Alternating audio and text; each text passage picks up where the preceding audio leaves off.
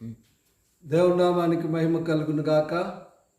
ప్రియ దేవుని బిడ్డలకు క్రీస్తు నామములో శుభాలు వందనాలు తెలియచేస్తున్నాను. ప్రియులారా, దేవుని మహాకృప వల్ల మార్చి నెల గడిచిపోయింది, అలాగే ఏప్రిల్ నెల కూడా గడిచిపోయింది. తిరిగి మనం మే నెలలో ప్రవేశించాం.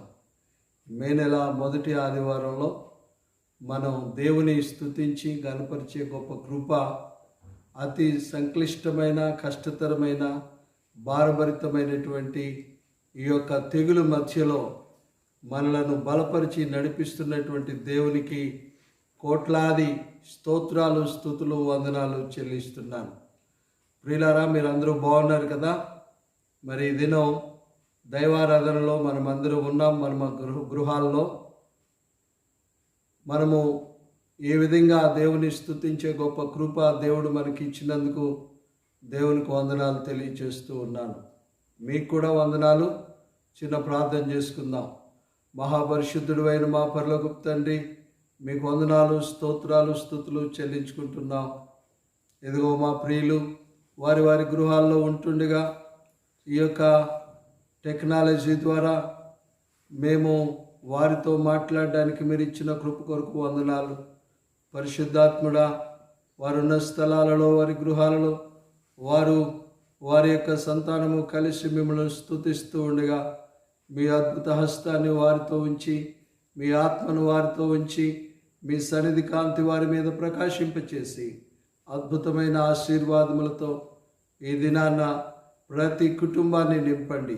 అలాగే నాయన, యూట్యూబ్లో ఎంతమంది అయితే దీన్ని చూస్తున్నారో వారందరినీ కూడా మీరు దీవించి ఈ వర్తమానం ద్వారా ఆశీర్వదించమని యేసు నామములో ప్రార్థిస్తున్నాం తండ్రి, ఆమేన్. మంచిది ప్రియులారా, ఈ దినాన్ని మీతో ఒక ప్రశస్తమైనటువంటి, చాలా అవసరమైనటువంటి వాక్యాన్ని పంచుకోవడానికి నేను ప్రేరేపించబడ్డాను అని చెప్పడానికి నేను సంతోషిస్తూ ఉన్నాను. అదే సమయంలో ఇలా ప్రేరేపించబడటానికి కారణం ఏంటంటే, కొన్ని దినాల క్రితం నేను సాక్షి పేపర్లో ఒక వార్తను నేను చూడటం జరిగింది. అదేమిటి అనంటే మిడతల దండు. ఈ మిడతల దండు గురించినటువంటి కొన్ని సంగతులు మీతో ఇప్పుడు నేను పంచుకోవడానికి ఇష్టపడుతూ ఉన్నాను. ప్రియులారా, మిడతలు అనగానే మనకు మన ఇళ్లలో కూడా వచ్చి మన మీద కూడా వాలినటువంటి మిడతల గురించి మనకు తెలుసు. అయితే ఈ మిడతల్లో చాలా రకాలు ఉన్నాయి ప్రియులారా.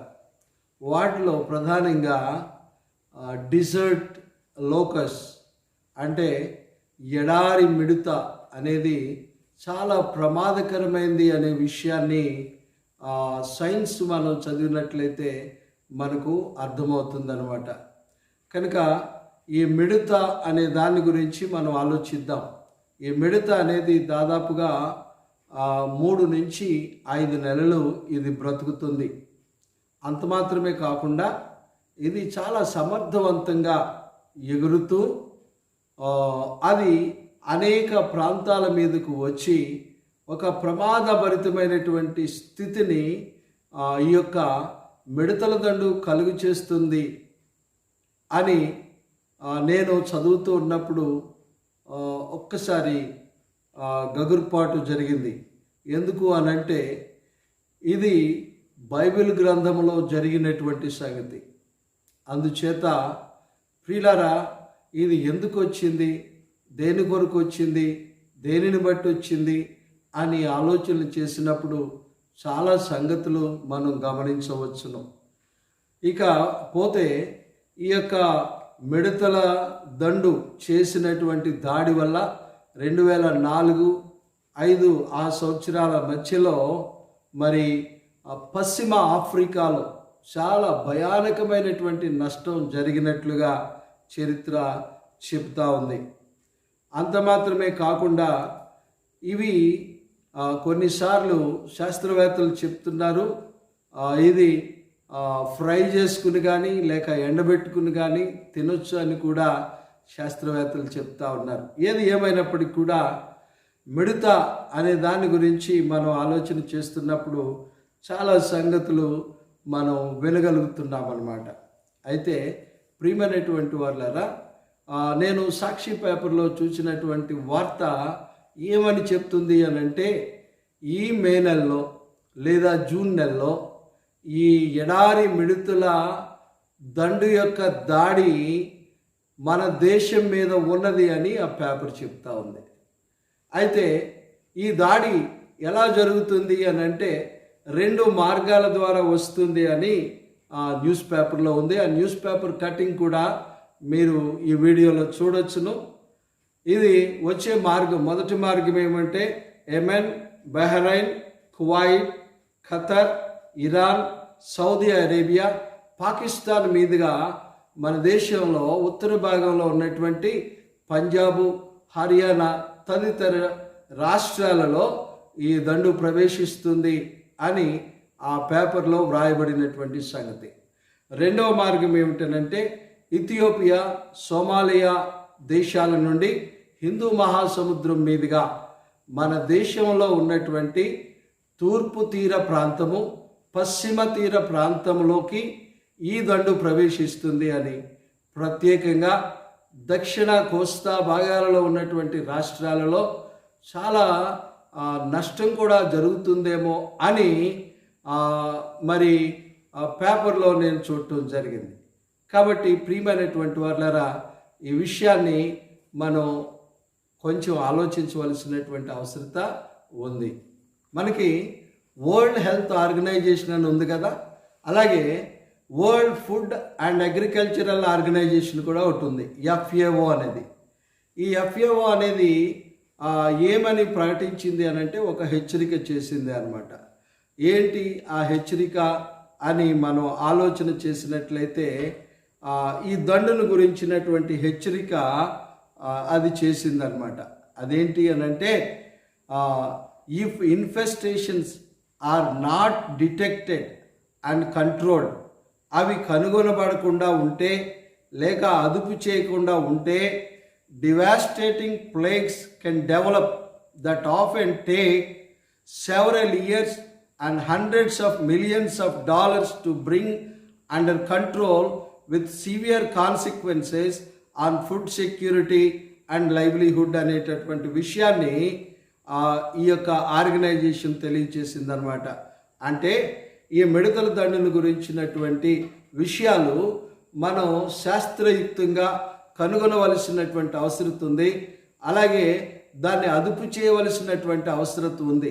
అలాగను చేయకపోయినట్లయితే కనుక ఈ యొక్క మరి సంహారం చేసేటటువంటి, నష్టాన్ని కలిగి చేసేటటువంటి తెగులు ఏం చేస్తుందనంట, అనేక సంవత్సరాలుగా అది అభివృద్ధి చెందుతూ ఇప్పుడు అది ఏం చేస్తుందనంటే కొన్ని లక్షల లేదా మిలియన్ల, వందల మిలియన్ల, కొన్ని వందల మిలియన్ల డాలర్లు మన యొక్క ఆహార భద్రత కొరకును అలాగే మన జీవితాల క్షేమం కొరకును ఖర్చు పెట్టవలసినటువంటి అవసరం వస్తుందని ఒక హెచ్చరిక చేయటం జరిగింది.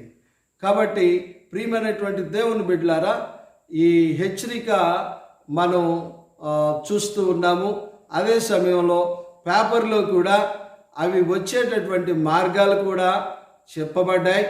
కనుక ఈ విషయాలు మనందరం తెలుసుకోవాల్సినటువంటి అవసరం కూడా ఎంతైనా ఉందని నేను మీకు తెలియజేస్తున్నాను. అంత మాత్రమే కాకుండా నేను ఈ 2020 ఫిబ్రవరి నెలలో కువైట్ దేశానికి వెళ్ళినప్పుడు ఒక 2 రోజుల తర్వాత నేను అక్కడ ఒక వీడియో చూశాను.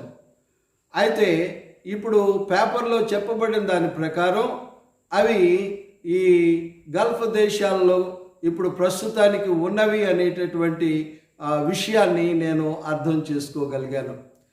కాబట్టి అవి ఏ క్షణంలోనైనా అక్కడి నుంచి ఇక్కడికి రావడానికి అవకాశం ఉంది, భారతదేశం మీదకి రావడానికి అవకాశం ఉంది.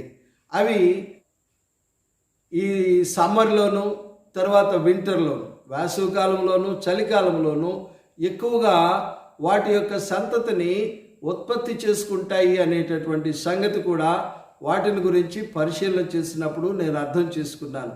ఇది వేసవకాలం కనుక బహుశా అవి దాడి చేయడానికి అవసరమైనటువంటి ఎంతో గొప్ప సమూహాన్ని అవి ఉత్పత్తి చేసుకునేటటువంటి సమయం అనేటటువంటి విషయాన్ని నేను మీకు తెలియజేస్తూ ఉన్నాను.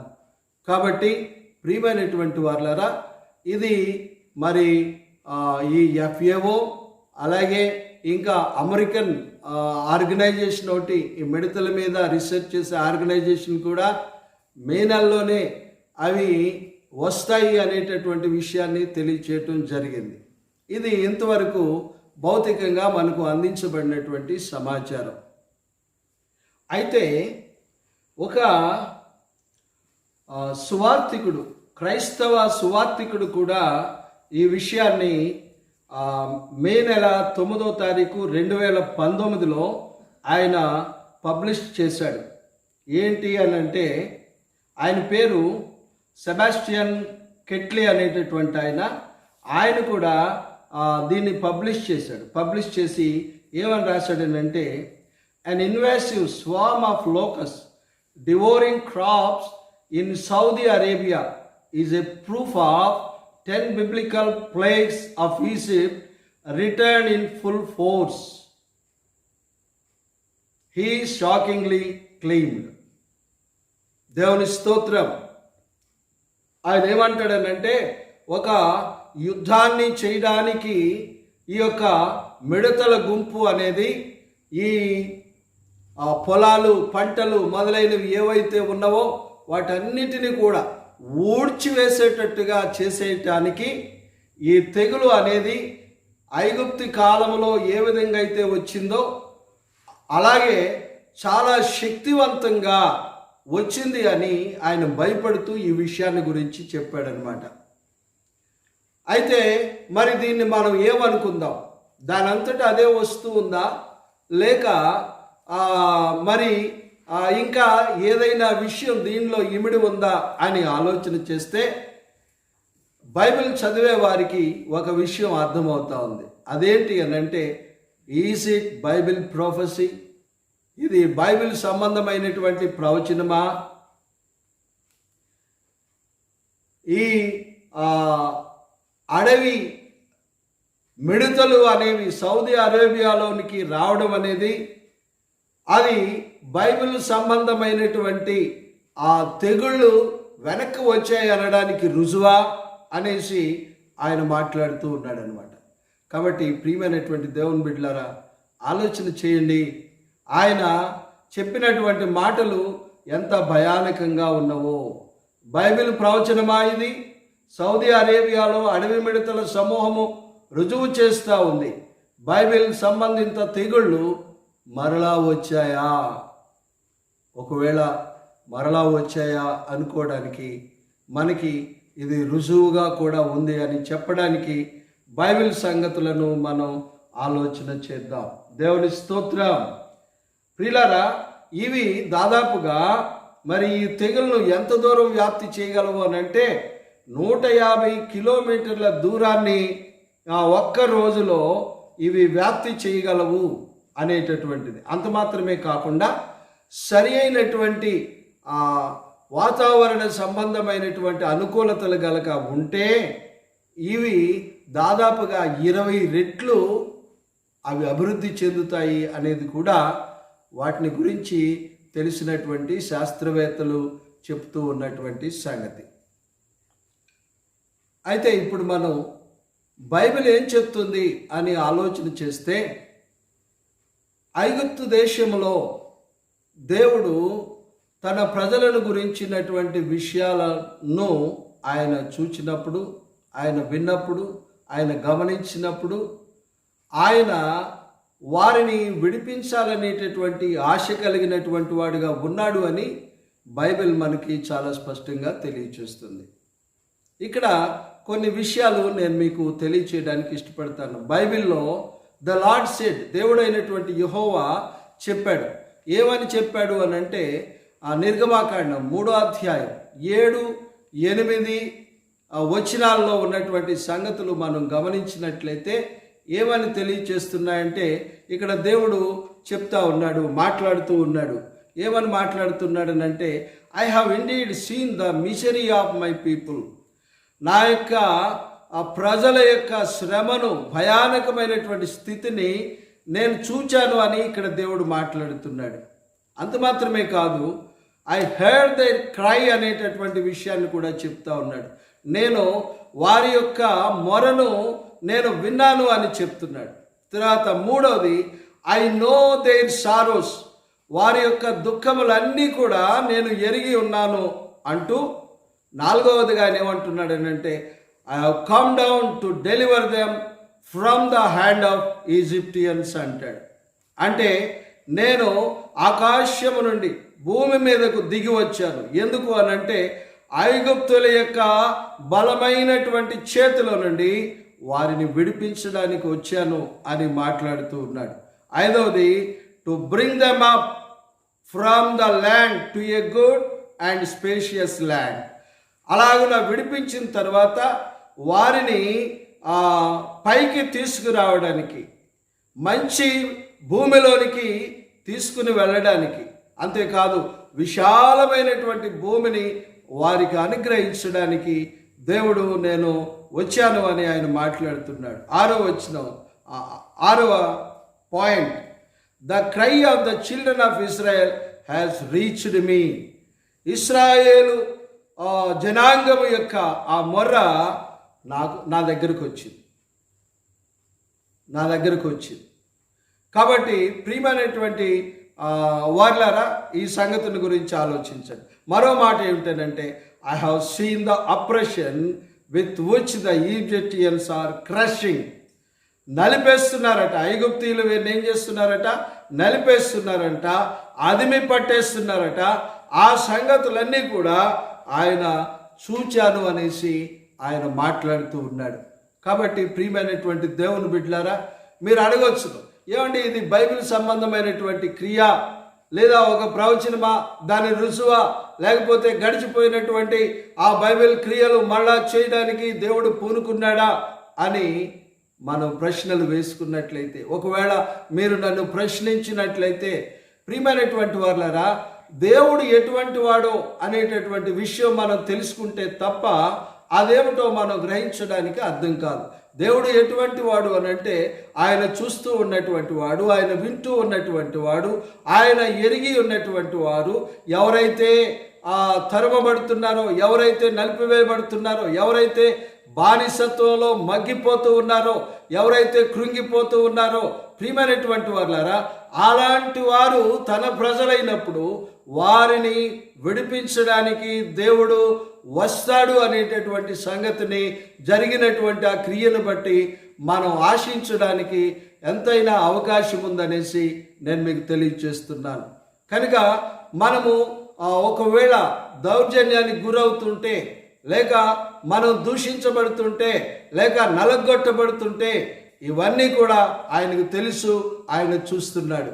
భూలోకంలో ఉన్నటువంటి ప్రజలు కానీ, లేక నాయకులు కానీ, రాజులు కానీ, వారి కోసం ఎన్నో కార్యాలను చేస్తూ ఉంటారు. నిజానికి మనం ఈ ప్రపంచ దేశాలను గమనించినప్పుడు అనేకమైనటువంటి సంగతులు మనం చూస్తూ ఉంటాం. అనేక రీతులుగా ప్రజలు చెరపట్టబడడం, లేదా నలగొట్టబడడం, దూషించబడడం, ద్వేషించబడడం అనే సంగతులు మనం చూస్తూ ఉంటాం. కొన్నిసార్లు సిద్ధాంతపరంగా ఇటువంటివి జరుగుతుంటాయి. కొన్నిసార్లు అధికారం చెలాయించడానికి ఇటువంటివి జరుగుతూ ఉంటాయి. కొన్నిసార్లు వాళ్ళ చెప్పు చేతల్లో మనుషులను పెట్టుకోవడానికి జరుగుతుంటాయి. కొన్నిసార్లు మతపరంగా ఇటువంటివి జరుగుతుంటాయి. కొన్నిసార్లు కులపరంగా ఇటువంటివి జరుగుతుంటాయి. ప్రియమైనటువంటి వాళ్ళరా, ఈలాగున ఏ రీతిలో కూడా మనిషి నలగొట్టబడుతున్నా, దుఃఖపడుతున్నా, వేదన పడుతున్నా, మ్రగ్గిపోతున్నా, దౌర్జన్యాలను, హింసలను చవి చూస్తూ తాళలేక దుఃఖిస్తూ ఉంటే దేవుడు చూస్తున్నాడు, దేవుడు వింటున్నాడు, దేవుడికి అన్నీ తెలుసు. తగినటువంటి కాలంలో ఆయన కలుగు చేసుకుంటాడు. ఐగుప్తు దేశంలో బానిసత్వములో ఉన్నటువంటి ఇశ్రాయేలీయులను విడిపించడానికి ఏ విధంగా అయితే మోషే నాయకత్వంలో కలుగు చేసుకుని ఆయన మోషేతో మాట్లాడి మోషేను ఒక నాయకుడిగా చేసి వారి యొద్దకు పంపిస్తాడు, అలాగే తగినటువంటి సమయంలో ఆయన ఇలాంటి తెగుళ్లను పంపిస్తాడు లేదా నాయకులను వాడుకుంటాడు.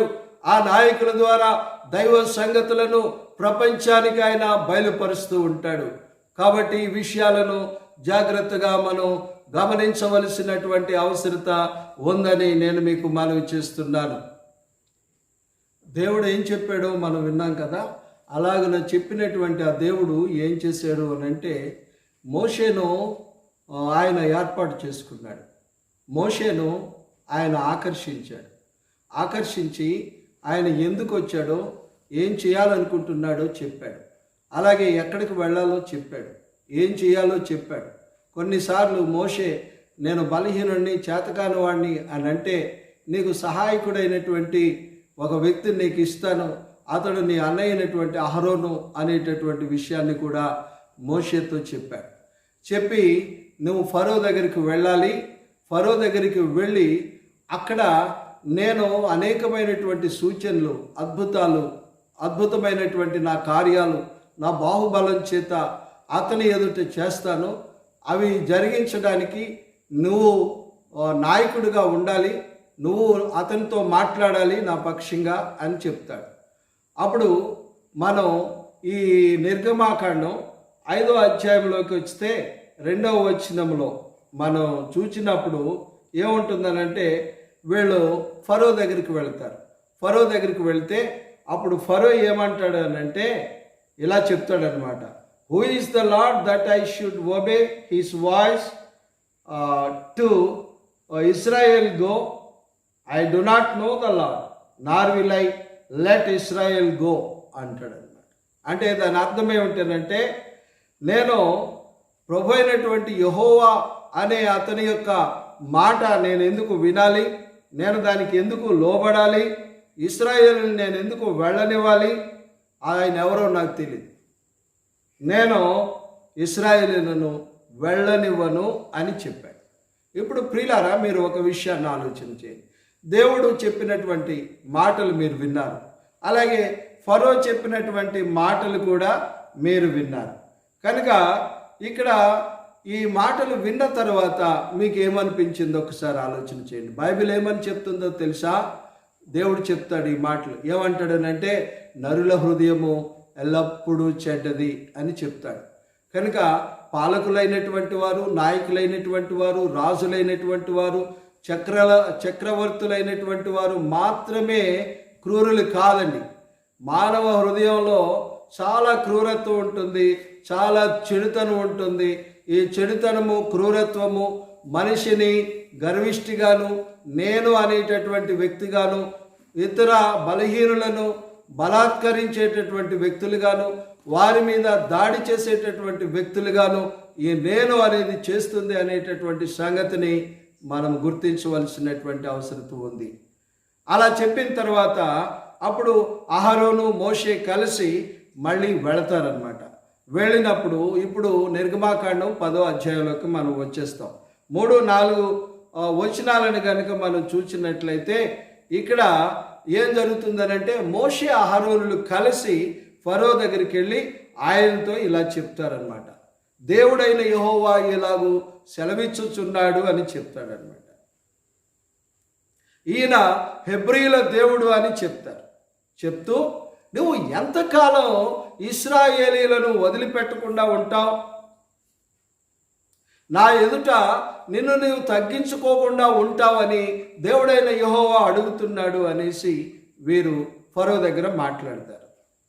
మాట్లాడి నా ప్రజలైనటువంటి ఇశ్రాయేలీలను వెళ్ళనివ్వు అనేసి అంటాడనమాట. నీవు కనుక వెళ్ళనిచ్చినట్లయితే వారు వెళ్ళి వారి దేవుడైనటువంటి యెహోవాను వారు సేవిస్తారు అని అంటాడు.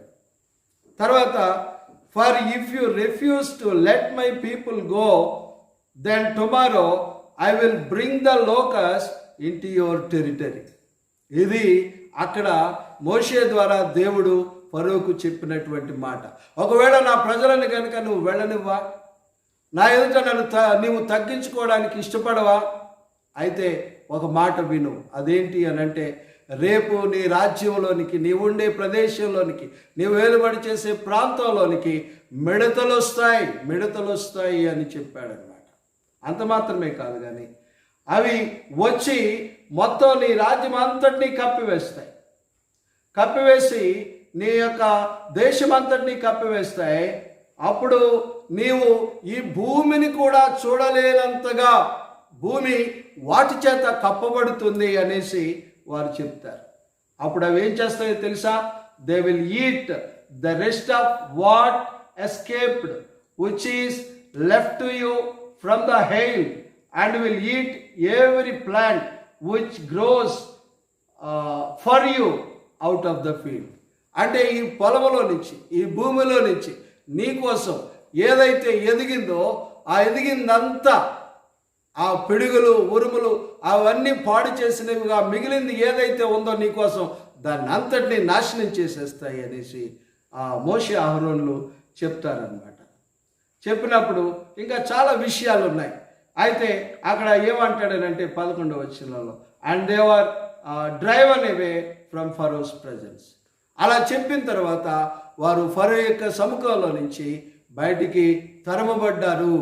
అలా తరమబడిగా వారు వచ్చేసిన తర్వాత 12వ వచనంలో ఇప్పుడు దేవుడు చెప్తున్నాడు. ఏమంటున్నాడు అంటే, మోషేతో చెప్తున్నాడు. ఏమంటున్నాడంటే, మోషే నీ చేతిని చాపు అని మాట్లాడుతున్నాడు. ప్రియమైనటువంటి దేవుని బిడ్డలారా, ఇదే ఎక్కడ చాపాలంటున్నాడు? ఈ ఐగుప్తు దేశం యొక్క భూమి మీదకు నీ చేతిని చాపినట్లయితే అక్కడికి ఏమొస్తాయంటే మిడతలు వస్తాయి. So that they may come upon the land of Egypt and eat every plant in the land, all that hail has left అనేటటువంటి విషయాన్ని చెప్తారు.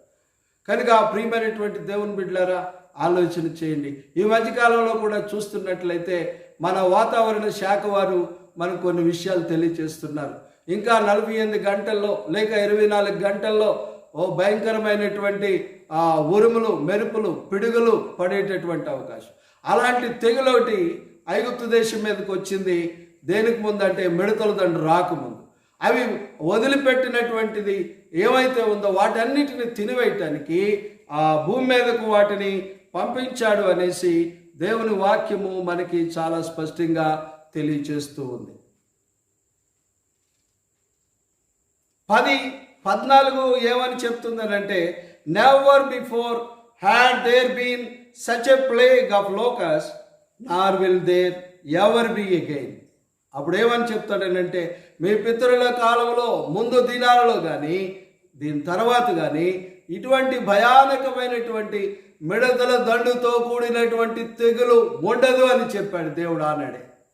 అందుకని ఏం జరుగుతుంది అని అంటే, దేశం మొత్తం మీద, ప్రపంచం మొత్తం మీద ఈ విధంగా ఈ మిడతల దండు రావడం లేదు. కానీ అది కొన్ని దేశాలను ఒక్కొక్క సమయంలో ఒక్కొక్క రీతిగా అవి వస్తూ ఆ దేశాలను పాడు చేయడం అనేది చూస్తున్నాం.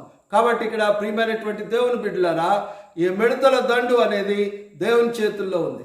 దేవుడు ఆజ్ఞాపిస్తే, దేవుడు గాలిని విసర్జిస్తే అవి అభివృద్ధి చెంది శత్రువులుగా అవి దండులుగా ఆకాశంలో ఎగిరి ఎవరు కూడా వాటిని ఏమీ చేయలేనటువంటి స్థితిలో హఠాత్తుగా వచ్చి అవి పంట పొలాల మీద, చెట్ల మీద, పచ్చగా ఉన్న ప్రతి దాని మీద దండులాగా వాలిపోయినప్పుడు అవి ఏం చేస్తాయంటే వాటిని తినివేస్తాయి అనేసి దేవుని వాక్యాన్ని బట్టి మనం గ్రహించగలుగుతున్నాం.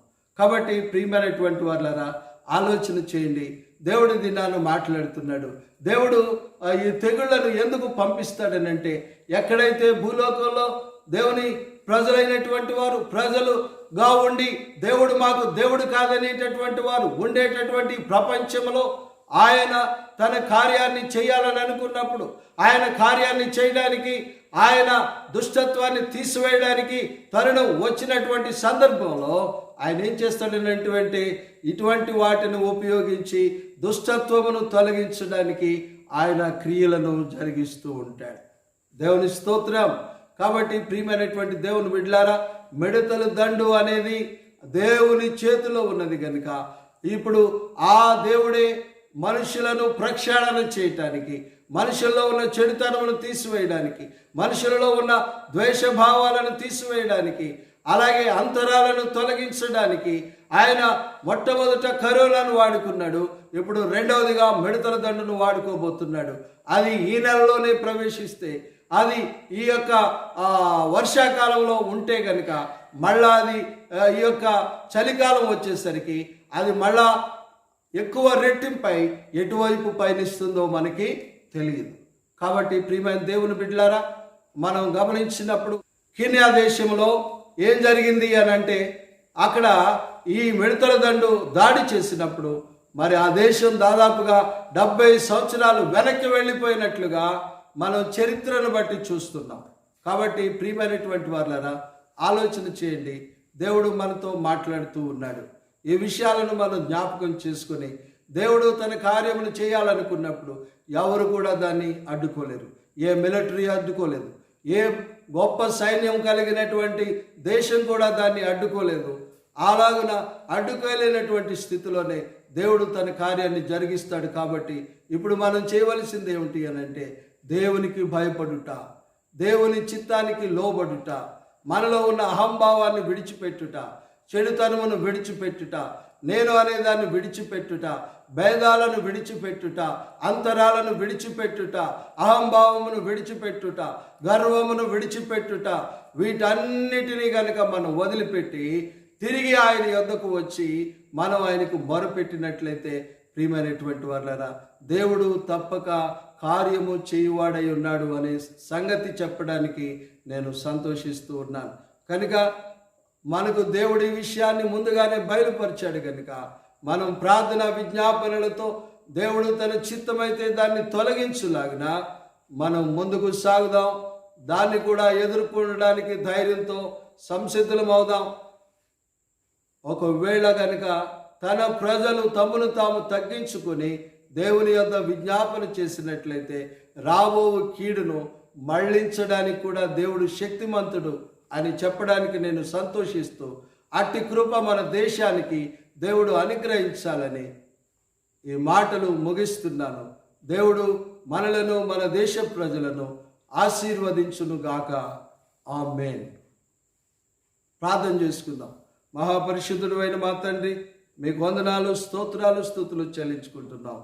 నాయనా, ఈ యొక్క ఆరాధనలో మీరు మాతో మాట్లాడిన దైవిక వర్తమానమును బట్టి స్తోత్రములు చెల్లిస్తున్నాం.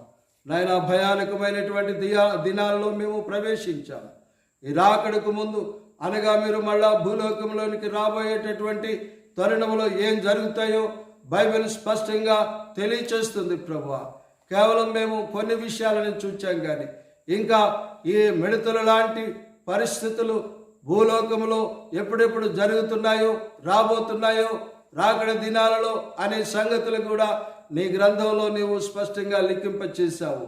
కనుక అవి జరుగుతున్న తరుణంలో మేమందరమును మీకు భయపడి మీ చెప్పిన మాటలకు లోబడి మా తండ్రి మీ సన్నిధిలో మమ్మను మేము తగ్గించుకున్నట్లు పరిశుద్ధాత్ముడి ద్వారా కృప చూపించమని ప్రార్థిస్తున్నాను.